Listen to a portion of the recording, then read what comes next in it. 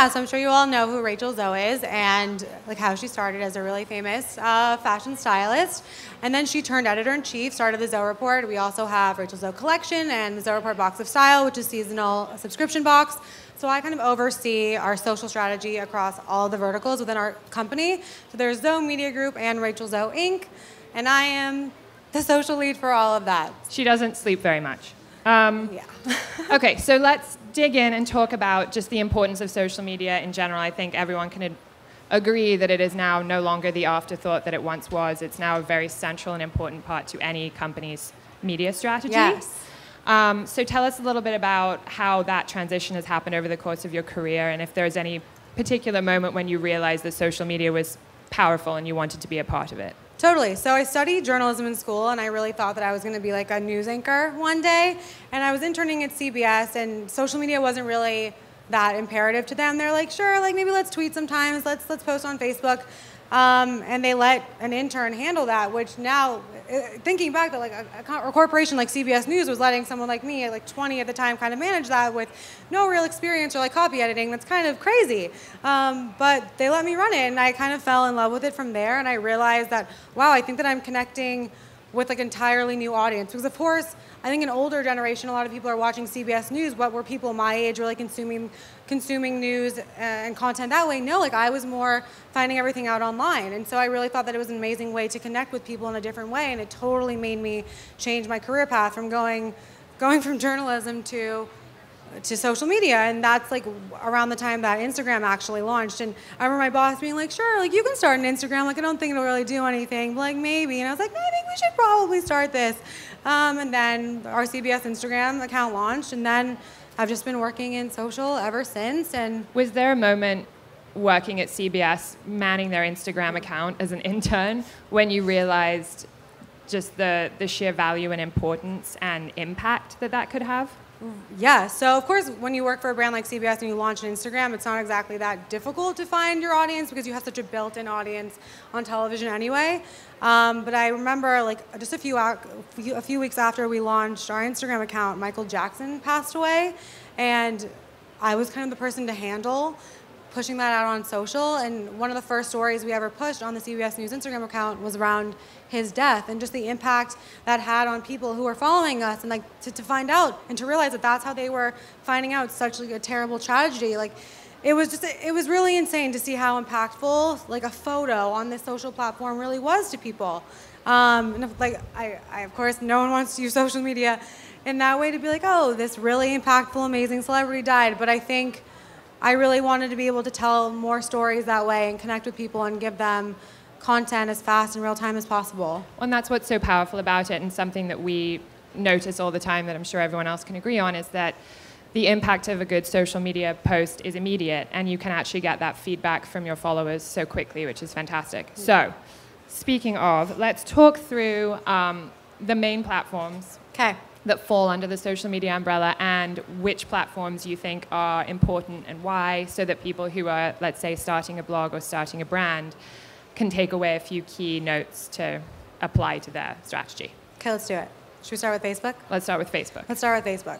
So I think a lot of people when they're first starting out, they're seeing everyone on Instagram, and I think that's like their main focus, but I really do stand behind using Facebook, and this is why. Well, first of all, there's 2 billion users, and there is no social media platform with a larger audience right now, like a more engaged audience. And so that's obviously. And it's obviously international, which is huge. Of course. And I think that there really is no better platform to interact with people. I find that when I'm trying to, like as a brand or as the Zoe Report, communicate with people on our channels because we have so many followers, I think that a lot gets lost in translation, but I think on Facebook it's a lot easier to connect with people. Hold up. And oh, I'm sorry, I hope you can hear me. I think it's a lot easier to connect with people on Facebook, and I think that there's something, like, if there's anything you take away about Facebook from this, I really think that there's like a 70-20-10 rule that I kind of live by when I'm posting for Rachel or the collection or Box of Style or the Zoe Report. I just try to live by a 70-20-10. So what does that mean?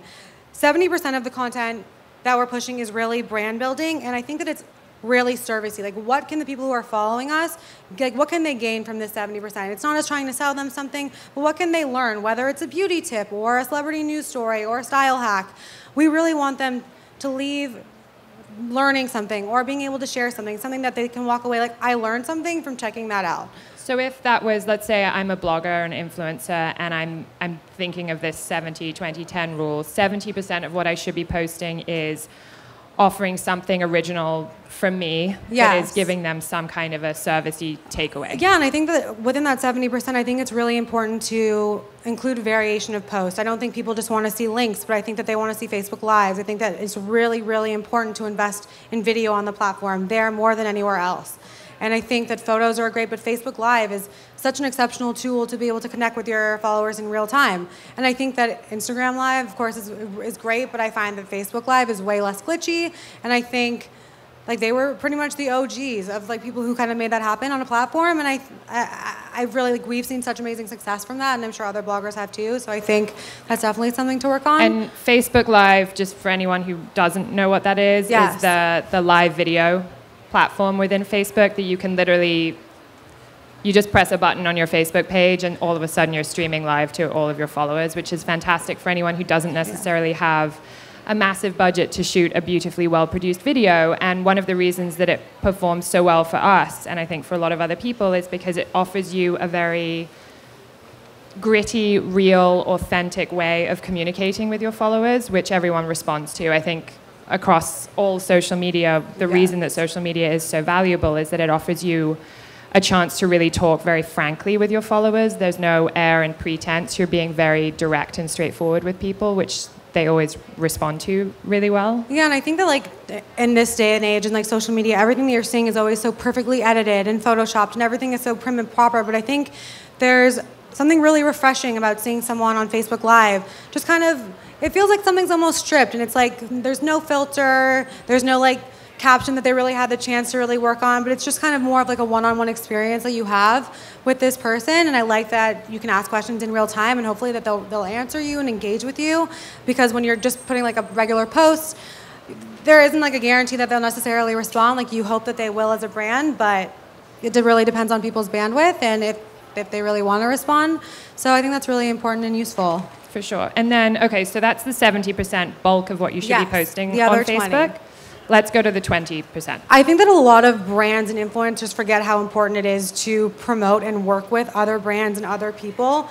So I would say for us, like 20% of our content is really us working with other partners. We work with Who What Wear, Coveteur. Like we really, I think people look at these other partners or people as competitors, but at the same time, like we really do like have each other's back, and they have content and videos and things that we don't have, and can make our followers happy, and can fulfill a niche that we necessarily not necessarily can. And I think that's really important, to build up partnerships and to work with other people and share other people's content. And even like someone like Rachel, like she's obviously known for her fashion taste and beauty, but she's actually like very worldly and like really follows up on news. And sometimes we'll even share something from like Huffington Post or something like that, just something that expresses something she's personally interested in. And there's no rhyme or reason to it, but other than we want to. And I think that's really important. And I think especially if you're starting out, work on building relationships with other influencers. And even if you're not, even if there isn't like a fiscal reason to it, I think that building those relationships from the beginning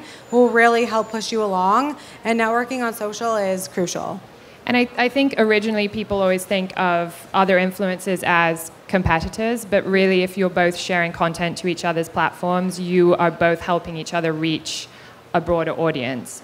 So playing nice in the sandbox, as a lot of people refer to it as, is a very smart strategy just to reach a broader audience very quickly from the beginning. I think brands, even like as like the Zoe Report, Who What Wear, look at it the same exact way. 100%. Yes. And I think the rise of the micro social influencer, the slightly more niche, maybe they have a slightly smaller following, but they have a very dedicated following, that's very appealing to a number of brands and publishers. Yes. It's no longer just everyone going after the same influencer with a massive following, partly because they now command millions of dollars, but also because you actually want to have a more diverse range of people who are reading your content or seeing your brand or buying your product. So it's actually really not necessarily a bad thing if you have a smaller following, but just making sure that you have an engaged following and you can grow that by sharing your content with other influencers. Yeah. Okay, so then the 10%. The 10% I think can be promotional. Obviously, you're building a business.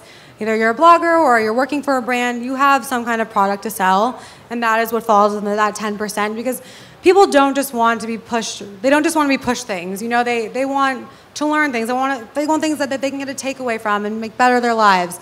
And so that's, keep it to a minimum. So 1 in every 10 posts, I would say, is a pretty safe bet.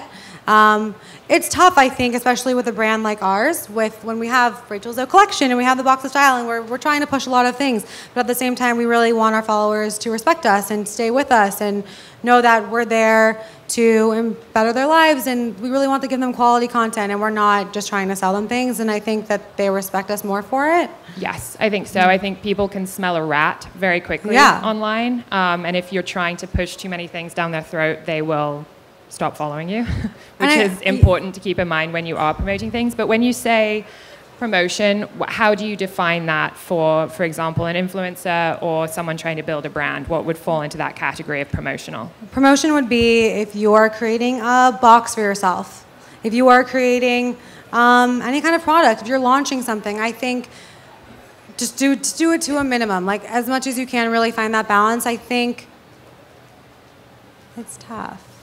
I think if you're asking people to sign up for things or give feedback or anything that's really benefiting you directly, just try and keep that to a minimum so that it's just impactful when you do it. Right, and I think also like that 10% falls, like sponsored content falls within that. I think when I see influencers and other brands who are doing so much and my feed is just constantly like ads, sponsored, I feel like it's less credible, and I find myself wondering, what is it you really stand for? What brand, like what products do you really like? Like I'd rather see that from an organic perspective rather than a sponsored.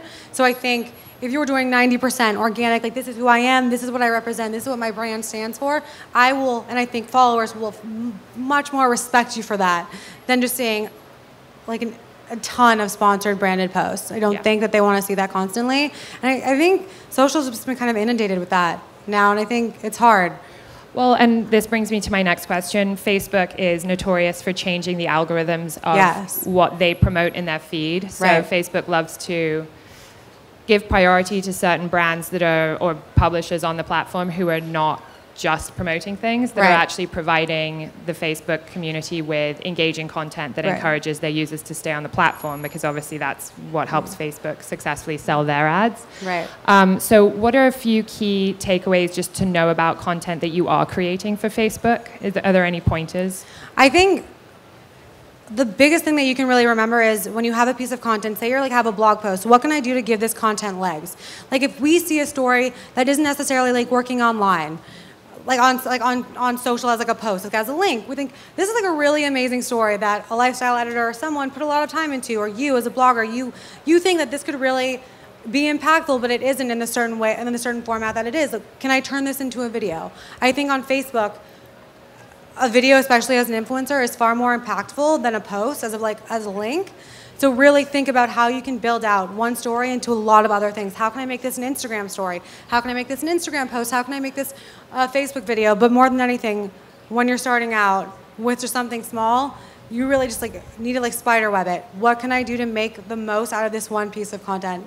Because not every piece of content is going to work for every platform. But I think for Facebook, given the fact that they keep and they favor content that lives there, they want you to stay on the platform, and I think that's something you really need to remember, is they don't want you constantly linking out and getting off of their platform, their business. They want you to stay there and share their content and just stay within the platform, and nothing really does that honestly better than video. So like the key word to take away from Facebook right now, if you're going to work on anything on that platform, let it be video. Good to know. All right, let's move on to Instagram. Let's do it. Okay. I'm sure this is probably everyone's favorite platform. It's very pretty. I think that's why I like it so much. It is the prettiest platform. Let's talk about it. I think what I love so much about Instagram, and I think what influencers love so much about it, is that it really allows you to show who you are and what you do in a creative way. I think that the posts can be really beautiful, and I think that it's very, very important to figure out who you are, what you stand for, and what you want your look to be. I think that a pretty profile is such an important part of building an Instagram account. I don't know if when I first started Instagram, I was just posting to post, but then I would go back and look at my profile and be like, this kind of looks wonky. And I think the same for brands. Like, we really try to keep a general aesthetic, whether it's how we're posing a model or how we're positioning a story. We really try to keep it as uniform as possible so our followers know kind of what they're going to get. Because I think surprising them too much can kind of deter them, that they really want to kind of know what they're getting from a person or a brand that they're committing to. So that's definitely something to remember about the platform. Also, I mean, even using things like a color palette or a specific filter really helps create some cohesion throughout your entire profile, which I think is really appealing. For me, if I see a post or a friend has tagged some brand, so I go down the rabbit hole of finding them, and I go to their profile page, if they have, all of their pictures have like some kind of pink and gray in them and a similar filter, I find that so much more visually appealing than if I go to the page and see one picture that's hyper-saturated and one that's super faded. You kind of don't get a comprehensive understanding of what their aesthetic is and what they're standing for. So I think keeping that in mind as well, how your entire profile stacks together on that tile page is very important. I agree, and I think that Instagram Stories is such an amazing way to connect with them, similarly to Facebook Live as well. I think it kind of strips away the perfection that can be a little bit intimidating to people on Instagram. I think that it's a really amazing place to do Q&As and to show your beauty routine, or just take them on a shopping trip, or how you make a certain kind of food. It really lets them in such a more real, authentic way. I feel like even like as a brand, like as a report, like we want to show you like behind the scenes at the office or of an event, like behind the scenes, like how something came to life as opposed to just the finished product. I think that people really value and appreciate seeing the behind the scenes and who you are, what you represent behind the filter. And I think to that point, it's also a very good platform for testing things. So let's say you are a style blogger and you're starting to think about moving into the lifestyle space, and you want to maybe introduce home design or cooking into your arsenal of things that people come to you for. Instagram Live or Instagram Stories is a really great way to kind of test the waters and see how your followers feel about that. Totally. Particularly Instagram Live, because once you've done an Instagram Live, it disappears forever, which is... Well, now it's living for 24 hours. Okay. After 24 hours, it disappears forever, which is unlike Facebook Live, which will live in your feed forever. Right. But you have the choice if you want your Instagram Live to stay for 24 hours, or it can disappear if you like really hate it. But I actually think that's an added bonus these days, especially if something did really well. And of course, Instagram clips can only be a max of 15 seconds, and Instagram Lives, you can go as long as you would like. And that's amazing. I think I saw someone doing like a beauty routine that I really loved, and she held up every tool and everything that she used. And I learned a lot from it. I gained a lot from it. You're able to screenshot without being without being too creepy. I really like it. I think like it's a little less invasive, and I think that Instagram can be very intimidating for people, because especially the more established brands and bloggers have it looks perfect. And I think that's what's so intimidating about Instagram, is that I think we all know that none of these bloggers, none of these brands are perfect, and it's a filter, it's a pose, it's something that they've really, if you can just really nailed. Find a restate, you know what I mean? Okay. I think that's important, of course. I think that people really value. Let's see. Let's who the person really is. And I think that's why, honestly, I really think that's why whenever I talk on Instagram, that's why they put the stories on the top. They actually really do want that to be the first content you see, and they are investing in Instagram Stories more than anything else right now, and that's why the profile. Good, but hot. I feel like I'm melting, like my makeup's melting. Like. And I feel like, do I smell? They always say that stories are so crucial. That's why people are watching it. One of the things about stories that's really great as well is that you can sunglasses. And I am biased because I'm in the sunglass business, but you know, it's really important because it's UV protection, and everybody needs to wear a pair of sunglasses out, even if it's on a cloudy day. With a straight Instagram post, you have to still do link in bio, or you have to be accepted to buy it, or all these different programs. I think getting them to your bio question, okay. harder than getting them to swipe up from your story. Yeah. My staple for right there within the story, and they can just swipe up. My staple for the summer is sunglasses. And you know I'm biased because I'm in the sunglass business, but it is really important to get that UV protection. And UV, you get UV even on a cloudy day. So you know, as long as you're stepping out the door, make sure you put on a pair of sunglasses. Create content. So let's go back to this idea of giving all of your content legs, especially if you're starting out with a brand or your own blog. You want to make sure that every everything you do goes as far for you as possible because you don't have unlimited time, you don't have unlimited resources. So something that's really helpful when you're concepting, for example, an outfit of the day post for your blog. Talk to her. Make sure that you're taking some behind the scenes of you putting it together. Okay, so I own a company in a eyewear business. No, I'm sorry. Doing the shoot or Facebook Live of you actually in the store trying things on, and maybe you can also simultaneously have a. So I'm in sunglass business. My brand is called Perverse Sunglasses. I started Perverse Sunglasses in 2016. I launched the brand at Coachella, so that was last year, April 15th. And the reason I started a sunglass company is because I have a mad obsession about sunglasses. I personally have a personal collection of over 100 pairs. And one day I looked at this business and I said, okay, why are my Gucci's, why are my Tom Fords, like why are these sunglasses like $300, $500, $600? I think also, and then I realized that it is a the industry is dominated by like just few very large companies. So I had just come out from another business in the cosmetic world where I was selling like really good quality products at a wallet-friendly prices, and I just felt like this is an industry where I could take my knowledge and just blend it in. It may be a different industry, but it's the same business concept of selling really high-quality products at a very budget-friendly price. Like after that, I think most people do. Like, how do you really retain them? I think it's like the hardest part. So yeah, I think that's like a really actually like strong takeaway. That's like the sweet number. And another trick that we use, Rachel has an Instagram stories series that we do every Sunday, and it's essentially a video. So it's the panel was so much fun. We talked about a lot of the stuff, but let's see. One of the things that we talked about was adversities of running a business, or like we talked about a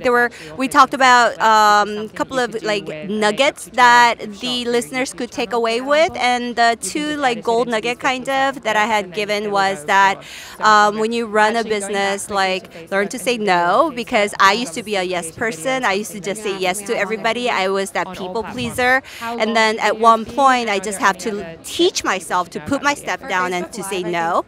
And then the second thing was that to make a to-do list. It's very important to make a daily, weekly to-do list, and then you just knock a list down. And it's very important that when you make a to-do list and when you work on it, you work on the easier items first, and then work on the harder items at the end. Doing your thing and being yourself. I don't think it feels that long for us. Sometimes, like we always tend to kind of go longer than that. We always aim for like 10, and then sometimes ends up being 20 to 30, and sometimes like we will have a little bit of drop off or like, we'll pick up like.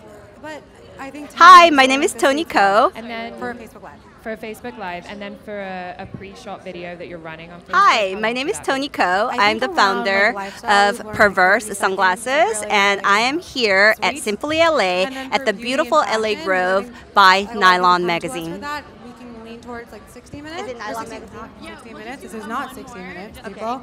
60 seconds. Just that. Okay, and then just snackable is like the key word. They want short, snackable content.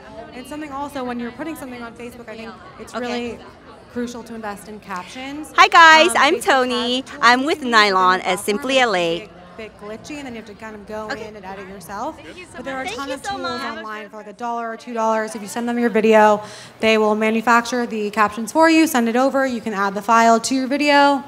Yeah, and then you have them. Captions are crucial because the average Facebook user is not watching it with the sound on. And you have 3 seconds to really capture their attention on Facebook while watching a video. And I think if I'm just looking at someone's face moving and I don't know what they're saying, I'm just like, why? Like, what I don't know what I'm going to get out of it. But if there's some kind of intro or a really amazing, first shot within those first 3 seconds, I think that definitely makes a video more impactful, and I'm far more inclined to watch it. Yeah. Okay. Moving on, let's talk about Twitter. Oh, Twitter. Poor Twitter. No, I love Twitter. I really do. It's one of the first platforms that I ever really got, acclimated with on social many, many years ago. I think Twitter, more than any other place, is a place for news, and it's timely. And I think that is the safer place where you can push more links and push more product. And I think that Twitter's actually a surprisingly amazing place to network because it's really easy to find people, and I think more than any other platform, it's really easy to find out what's trending quickly. And I like the fact that you can tailor it to the city you're in, or if you want to know like what's happening in New York, what's trending in New York, you want to like target certain people, you can narrow it down on that platform, and I think that's amazing. And a lot of other platforms aren't really offering that yet, and that's definitely something that differentiates Twitter. I wouldn't necessarily say it's something that, if you don't have a ton of time, that you should really invest in. But if you are offering more timely content around like a trend that should be going up right now, you don't know how long this is going to be lasting, or if you're covering a celebrity news story, Twitter is the best place for something like that. I don't think video is like a huge investment on Twitter. Photos are great, you know, sharing a little behind the scenes aspect of your life, and more than anything, it's really meant to be timely, and you want to be a part of the bigger conversation on Twitter, what's trending. That's where I go to for news, and I think that's where a lot of people go for news. And it's, I mean, you have 140 characters, you got to keep it really short and sweet. And then in terms of linking out to content on Twitter, is that advisable, less advisable? Yeah, it's definitely advisable. I don't think there's any harm. I think if you're doing it constantly, I think that the 70-20-10 rule honestly works for that as well. But I think it's a little less harmful. I think it's still safe. It's still safe to do. Okay, good to know. Let's talk about Pinterest, which is a huge traffic driver for us. For any visual site, it's hugely important to have a big presence on Pinterest. I think Pinterest, more than any other platform, is the most like aspirational. And I think what's awesome is that Pinterest has its own search engine, essentially. And I think that people are really going there with something in mind. Like, I'm going for home interiors, or I'm going for wedding shoes, something like that. I'm looking for like broader things on other platforms, but Pinterest is much more tailored to your like niche and your interest, which I love. And I think what's amazing about Pinterest is that it really is free marketing. Every other platform, I think you've heard the phrase like I have to pay to play, and that's like how Facebook favors certain content. Pinterest really isn't like that. And when you're posting on other platforms like Facebook, Twitter, and Instagram, people will see something in your feed 24 hours, 48 hours, and then it kind of just dies. Of course, it'll remain in on your page, but people will not likely see it again. But Pinterest, if you're posting something, it's going to be there forever, and the likelihood of it getting picked up like weeks, even months later is like very, very high. We've had posts that we've pushed 6 months ago that are suddenly trending now, and it's just more evergreen content. But I think that's something really valuable about the platform is no matter what you're posting, it's never really going to go anywhere, and people could really see it at any given time. It doesn't always have to be timely. It really can be broad, evergreen content. So how can you make sure, obviously it has its own search engine, so how can you make sure that people are finding your content? What's the most efficient way to make sure that when someone is searching wedding shoes, for example, that your content will be surfaced? Two things. I think that what's really important to, especially if it's like Instagram in the way that you really want your photos to be as beautiful as possible. I think it's really important to edit them, filter them, and Pinterest posters I think are by far the most captivating. Spend some time learning how to edit, maybe even take a Photoshop class, but there are a ton of free tools online like Canvas, and there are other programs that allow you to make free posters online, and I think spend a little time learning about SEO, and if you don't know what SEO is, it's search engine optimization, and those are the kinds of headlines that Pinterest really favors. It's short and sweet and to the point. The five best distressed jeans, or the 3 best drugstore mascaras to buy now. Like, we try to keep it really short, to the point. There's less teasing involved. It's really just, you know exactly what you're going to get when you see our content. I like to think of the best SEO titles as what my mom would type into Google if she was searching for something. So just how to tie my shoes. Exactly. Really, really simple, straightforward, no adjectives, just get to the point. Exactly what your mom would search. That's a great rule of thumb. Yes. When you say Pinterest posters, just for anyone who doesn't know what that is, can you talk a bit more about that? A Pinterest poster is basically a vertical asset that has some kind of photo that represents what your piece of content is, and just like with the SEO title should be. Not every Pinterest poster is like that, but that is my recommendation. It should be your title and like probably the best image from your piece of content. So let's really short and sweet. Let's say again we're doing an outfit of the day post on the blog. What would we do to make that content work on Pinterest? If we are doing a outfit of the day. Outfit of the day. say you have like a bunch of different angles. Say you have an outfit of the day post, you have 5 photos included, really pick your best one. And on Pinterest, everything should be vertical. Nothing square, nothing horizontal. The best pins and the highest performing pins are always vertical. So that's something to keep in mind. That means the full look. The full look, straight up and down, this way. So this, not this. Hopefully that helps. So I would think that it's best to pick your one best photo, the one that you want them to see. It's probably, think similar to like the one you'd post on Instagram. You're not going to post every photo from the same look necessarily. You're going to pick a couple that you really love, and then they can see the rest on your blog. But Pinterest, I think, pick the number one, and also like kind of you want the text and the overall imagery to kind of reflect your overall aesthetic. So if you already have a certain color scheme working for you on Instagram, I think that's definitely something you can carry over on Pinterest as well. Like for the box of style, we're like black and white. So a lot of our titles will be in black and white. And our Instagram, they're all very cohesive. And I think that people really respect that. When you're following them, everything looks the same and you really know exactly what you're going to get from these people and these brands. So you can actually put graphics on the image and kind of give people takeaways. And if you don't have Photoshop, if you don't want to get it, you don't want to invest in it, try Canvas online. This is not sponsored. This is just, I think it's an amazing free tool for you to use. Fantastic. Okay. So let's talk quickly about how you measure success on each of these platforms. Okay. I think those are the key. Are there any other platforms you want to cover or no? I think those are my main 4. Your winners? Okay. I mean, of course, there are others. There's Tumblr, there's Snapchat. Snapchat is amazing. It's very similar to how we use Facebook Live and Instagram Live. I think that it's a really great place to show, like the sillier, more behind-the-scenes moments. It's been around a while. I'm hoping most of you know how to use it, but I'm totally here for questions if you have any around the platform. But to be completely honest, it isn't something I would necessarily recommend focusing on right now, but depending on your audience, I think that Gen Z, so a younger audience, so like more like 12 to 18, loving, living, breathing Snapchat more than any other age group. But I think if you're aiming for like 18 and over, other platforms should be a focus, like Instagram, Facebook, and Pinterest for sure. Okay, so let's dig into how you measure success on those different platforms. Okay, so I think that there's really 2 ways that you can look at it. There's really 2 ways that you can look at it. I'll keep this short and sweet.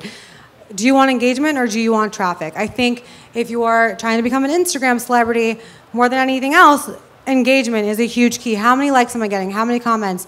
How many people are really engaging with this post? If you are a brand and you have if you have a blog, or if you like really want to focus on traffic, I think it's really hard to do both well, and you really need to figure out which one am I focusing on. So for someone, if you're a personality, so for someone like Rachel Zoe, we're focusing more on engagement. How many people are liking and commenting? That's something that's super valuable to us because we want to know their feedback. What are they liking that she's posting? And it really helps us get a sense from her followers what they want to see more of. And I think for a brand like the Zoe Report, and other brands like Covetor, NYLON, I think that they're really measuring their success by traffic. How many people are we getting back to our site? So I really think when you're building your pages, you really have to figure out what you're prioritizing. And I think probably most people here are definitely focusing on engagement.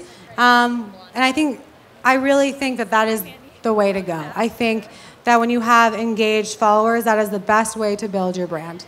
No one knows how much traffic you're getting besides you. What kind of questions People can see engagement. What kind of questions are we doing here? Just a few. I'm just gonna ask you, about the aesthetic of the brand and I feel like, wow, where you see it evolving. What they're saying. I buy this. I want to see more of this. Talk about the panel that you spoke about. And I think there's an element of FOMO is probably the wrong word, but if I look at someone's account and they have a huge number of people engaging with their content, I feel like me not engaging with the content or me not knowing what that brand or influencer is doing, I'm missing out on something that a lot of other people are looped in on.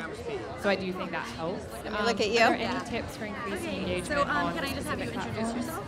Hi, I'm Mandy Fry, and I'm from Amuse Society. And tell us about the aesthetic of the brand. Amuse Society is a beach. Hold on 1 second.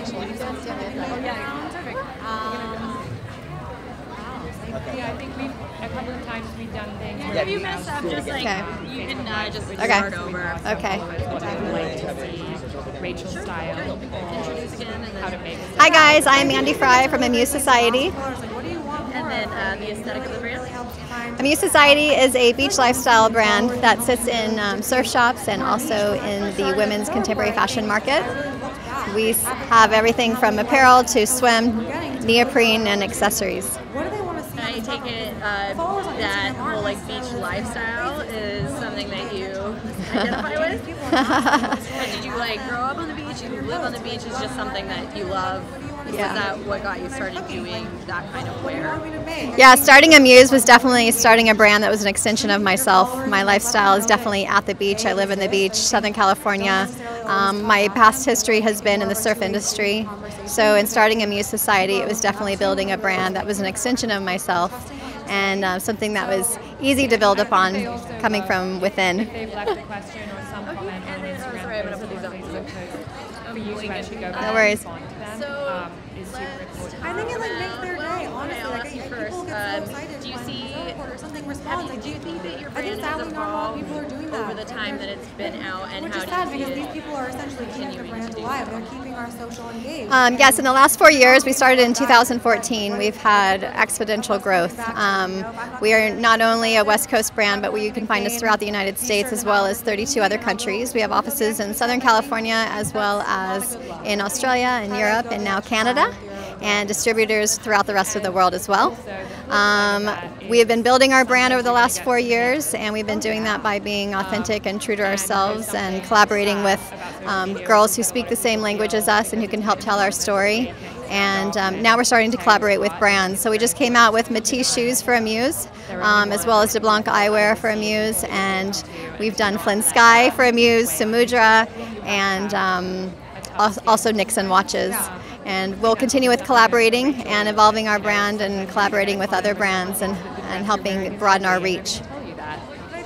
I mean, amazing growth and Pros and cons to that. incredibly. Yeah. To them, if you're getting a ton of hate or Okay, really, so let's, I guess really last aren't, thing, like, let's just talk about the listen to panel. them, If you learn can from tell it. us a little Maybe bit also the way you're doing something like about that again. what But you if spoke about. honestly, Okay. look at the ratio. I loved being here at Simply and speaking on the panel today. It was definitely an easy panel to be speaking on only because it was about building a brand, and it's something I didn't really have to study for and prepare for today. It's something I've been living and experiencing, so being able to share the stage with some of the amazing women that I did was such an honor, and I'm happy that Simply invited me, and I got to stand up there and tell my brand story.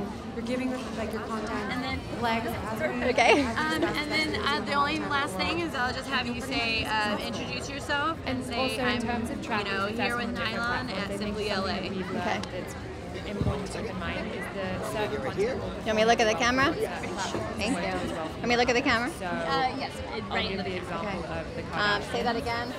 So you can just introduce yourself and say I'm with NYLON here at Simply They LA. do very differently for us based And on the introduce platform. yourself, okay. So our news Hi guys, I'm Mandy Fry from the Muse Society. I'm here at Simply LA with NYLON magazine. whereas the Facebook audience Thank loves you. it. Magazine still? Yo, yeah, no, absolutely. Thank you. Yeah, we're definitely still a because magazine. everyone wants to know But about thank them you because so they're much. to And know that they want to know about them. So they're not really going to engage with that kind of content, but they're clicking on it. So it's really interesting. Yeah. I think there's a little. Some people may have a little shame when it comes to certain kinds of content, but there's other more evergreen and like But content to that that they will end, be proud to talk about. We're watching that and we're looking at our data, Right. and it's just so important to constantly be looking at the information that all of these platforms are offering you, and they all give you the capacity to have a business account where you actually get a huge amount of intel about your followers, where they're based, what they're clicking Yes. on, what they're liking. Obviously, Yes. you can see that. So keeping a close eye on those metrics and making some informed decisions based on that is crucial, because otherwise you're just going to be putting things out into a void and not paying attention to what's happening. Yeah, I know we have to get to the Q&A pretty soon, but I will say on Twitter, on Pinterest, and Pinterest like recently came out with analytics. They're not great, but they will be. But definitely, like every time that we post something, we watch it in real time on like Facebook analytics and like Instagram to see like how it's doing, how people are responding to this. If it's not working, like we'll maybe take it down. Like not everything's gonna work, but listen to your audience, see what they're responding to in that day and that time, and learn from it, and maybe just switch up how you're doing it next time. Great. Cheers. Does anyone have any questions for Allison? I realized that was like a lot of. That was a data dump. There's a lot, but yes, please ask away. Come on up, ask. I'll anything. meet you with the microphone. How about that? Perfect. Nikki is also Vanna White. Okay, perfect. Never mind, I won't meet you at the Dang microphone. it.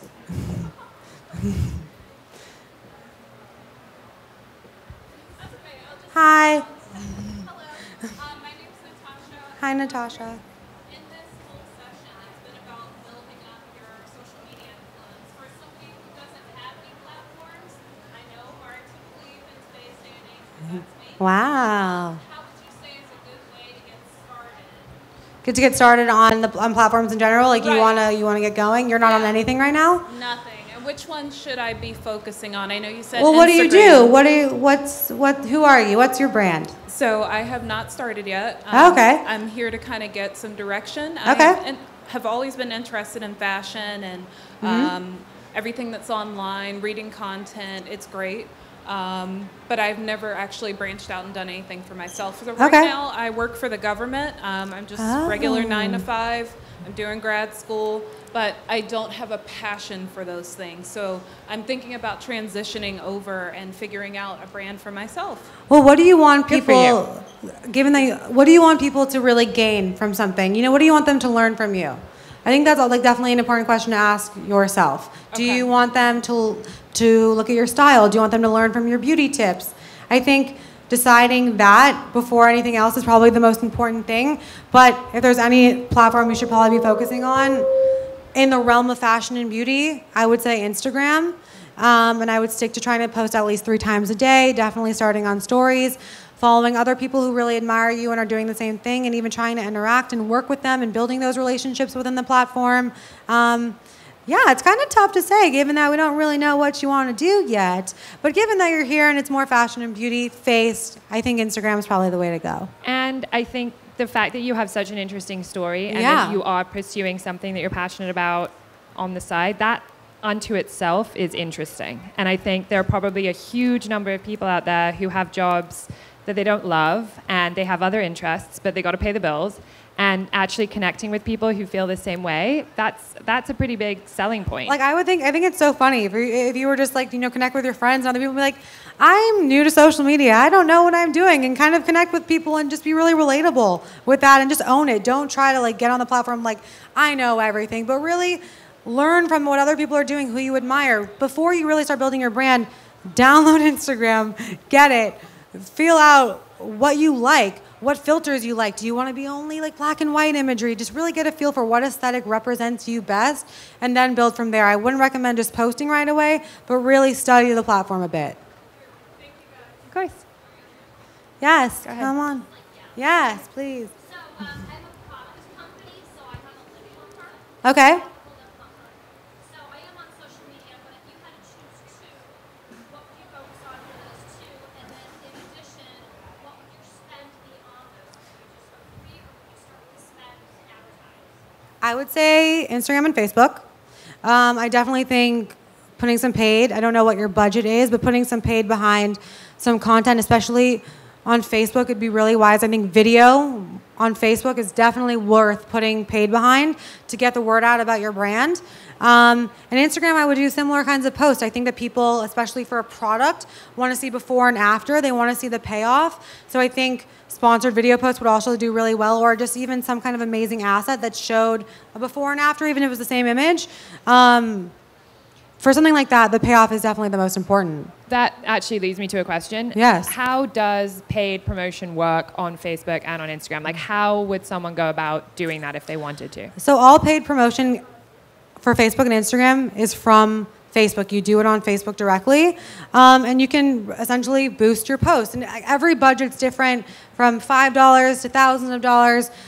It really depends, but I think you really have to spend the most on the content that you want to reach the most people. And what's great about those, like putting paid behind things, is that you can really tailor who you want to reach, kind of better than you can tailor your organic posts. And then you learn like your cost per user. You learn like how expensive this is really going to be, and that will really help you find like your sweet spot of spend. I wouldn't necessarily right away, like right out of the gate, start putting money behind posts, because I think organically that's a better way to learn what people are liking, what they're responding to, and once you understand what your highest, like, most engaged content is, then maybe start focusing on putting some budget behind it. The platforms actually, if you have business pages, the Yes. platforms will actually suggest pieces of content Yes. that you've published that are doing better than your other content, and Yes. that you should potentially consider putting paid behind And they'll them, which is recommend helpful. also like audiences that you should be reaching out to. Like it can be competitive audiences or even just like beauty brands, things like that. People who Facebook is really actually amazing at that, but that is like actually a whole other conversation in terms of spend. There's so much But you behind don't it. have to spend a huge amount of money. You It do can be not. a couple of cents on Right. a post. and it But will for help you, I would say Facebook and Instagram, especially Facebook. I will, you focus too. on videos, show before and after. What is the payoff? Yeah, What can they really we'll gain from turn this? so your People back ultimately is want to this way, know we're if they're going to buy something, does it work? So Cool. Yeah, a little flag really makes it. Uh-huh.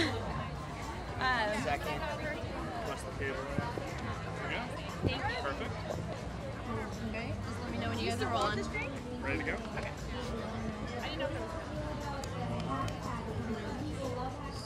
Or maybe I should take my purse off too. Thanks. because they don't quite stand out the same way they used to. I think that they wanted them to blend into the feed more. I think that people were probably complaining about the fact that this looks too branded, too promotional, and they wanted it to kind of blend more, which I think is definitely a Am I plus and a to you? minus. Or to, okay. What is Okay. what do you I'm Sarah what do you do? Boyd, founder of Simply. Oh, okay. And tell us about Simply as a brand, or as a company. Simply as a brand is I first mean, and foremost so you about notice the kindness videos and the connecting best. in the industry. Our focus is fashion and beauty, and on just we Instagram like or bringing Facebook people as well? in person to make real life Okay. connections and taking it off of social media, and really bringing in different experts from fashion, The thing is, beauty, that's so tough. blogging, styling, all of these different industries that you can't really go to school for. You kind of have to know someone to Right. get your foot in the I think door. Instagram more than any So other we platform is aim to really bridge trying the gap. figure out the way to give brand, just a way with to the- showcase branded content in a way that doesn't piss people off and kind of push them away. And I think you're going to start seeing this roll out more. There's definitely going to be less of like the hashtag ad kind of situation coming along, and you'll be able to see a differentiation in that kind of content now more than ever. It hasn't quite been rolled out fully yet, but it's coming. And I think that they wanted to blend in more so than anything else because I think people, I don't know if they really like seeing it. Like I know that our followers, for example, they definitely don't engage. It's our least engaged content unless we're putting a ton of spend behind Simply it. as a We're brand, spending a first little, and it's foremost, we're really about easy, connecting you really and have to doing it in a focus kind on way. that kind of post. We And we're love investing in bringing more people influencers for that offline kind of branded and meeting content. online. Oh wait, sorry. But if you're noticing that videos Backwards. really working for you in that space, and those kind Okay. of ads, maybe try doing, just keep doing So that. Simply as because a brand, first the and foremost, we're unfortunate about thing is that you really have to keep connecting up with and the platform kindness. and And just so kind of roll everyone with in the here is punches. all about empowering each other, lifting each other up. Right. And there's a lot of social media obviously that's what going on in people the want. world I mean, right now. We want to that's bring it back to the huge in-person takeaway, that people, they connecting. wanna see more And kind of we do interaction. that They through don't wanna just panels see and still breakout there. I think sessions it's and kind brand of a compliment that they wanna experiences kind of where see, like, we have doing top things experts in more the like fashion and beauty fields, real life, blogging, kind of. styling, editors, designers, all of these amazing powerhouse women and men.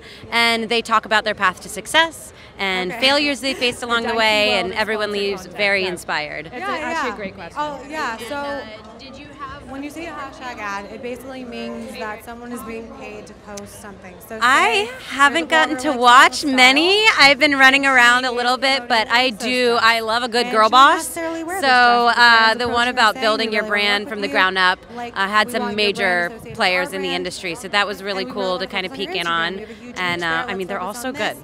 It's If she's hard to getting any choose. kind of paid promotion or any kind of trade, something out of this deal, it's not like an organic post. It's like a resale. By FTC standards, she legally has to put hashtag sponsored or ad on that post to know something, like to let her audience know this isn't necessarily like an authentic post for Okay. my brand, but I'm working with I this didn't other get to- brand and I'm getting some kind of paid promotion for it. I didn't get to And catch all the actually, that's a panels, good but one I thing did get to point peek in out on was the because building your trying to ground. establish yourself as an influencer on social media. You should have done this in the morning. Yeah. Which is wonderful because obviously getting paid to Okay. do what you love is great. Make it rain. I didn't get to catch all the panels today, but the one I peeked in on was building your brand from the ground up, and that was All of awesome. your posts are sponsored all of a sudden, and you want to make sure that you're really being. Most of the successful influencers who have partnered with other brands have been incredibly nitpicky about who they'll work with. You don't want to go with the first person that comes across your path necessarily. My personal style is comfortable chic, I'd like to say.